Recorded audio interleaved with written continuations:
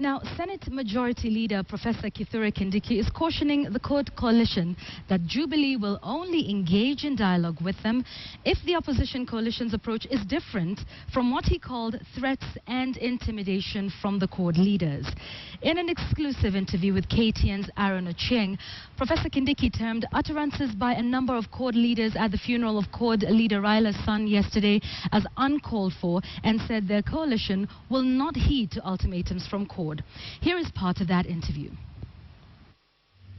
A pleasure to have you, Professor Kindiki, on this show. Maybe you could start by giving us an overview of your role as a Senate Majority Leader so far. Well, I think for us, last year has been quite successful, especially comparing with the previous year, 2013. We used most of 2013 in the Senate just to settle down. We did not have a chamber.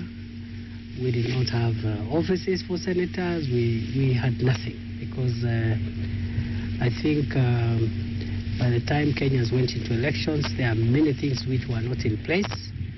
And one of the most inconvenienced institutions was the Senate.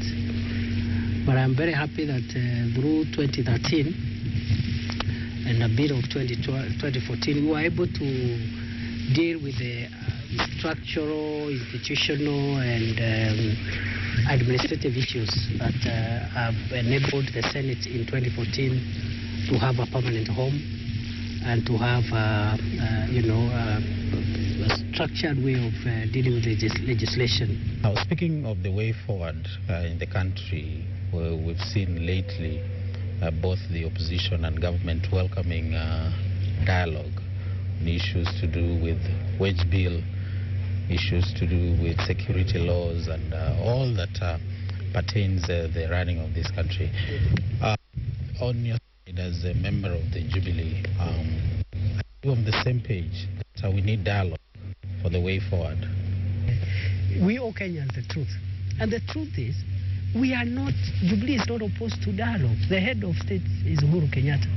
He is the leader of Jubilee. He has said, I am willing.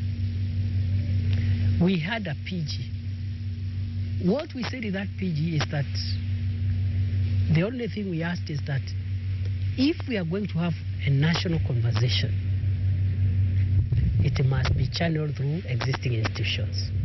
Again, to provide some kind of order. Because, and that's why we are saying we don't know what they mean by dialogue.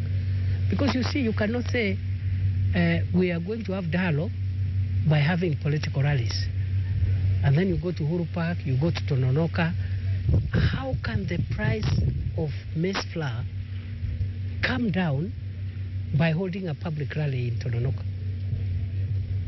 And then all of a sudden you say, okay, we must have dialogue and you have 60 days. If you are genuine and you have a national interest and you are asking for a national conversation, you don't give an ultimatum. Unless there is something else you're asking for. You say, I've given you 60 days. And after those 60 days, what do you do? What do you say? The door to dialogue is now closed. Okay? Let's go for a referendum. Now, question is, how can a referendum vote make the price of cooking oil come from 50 shillings to 40 shillings? Can you vote the cost of living in a referendum and say, let there be referendum, let there be a lower cost of living? So the point here is that there's a lot of, and that's my worry, that's our worry. Our worry is, what we were hearing this week, we genuinely thought it's a new phase of national engagement, which is welcome. So what you're saying, there is nothing really new about this dialogue? No. We are not interested in the semantics. Or what we are saying, Mr. Ochieng, is that all what we want is Kenya to be a mature democracy, a country that is old enough to discuss whatever issues that arise and will continue arising within the established institutions. That's what distinguishes a country run under the rule of law and a banana republic.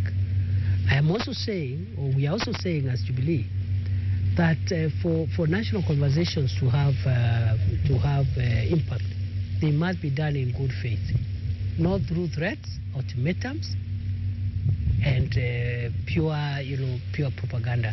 Thirdly, we are also saying that national conversation should not be seen as an event, so that you say next week there will be national dialogue from Monday to Friday, and then when it is over, we imagine that all our problems as Kenya has disappeared.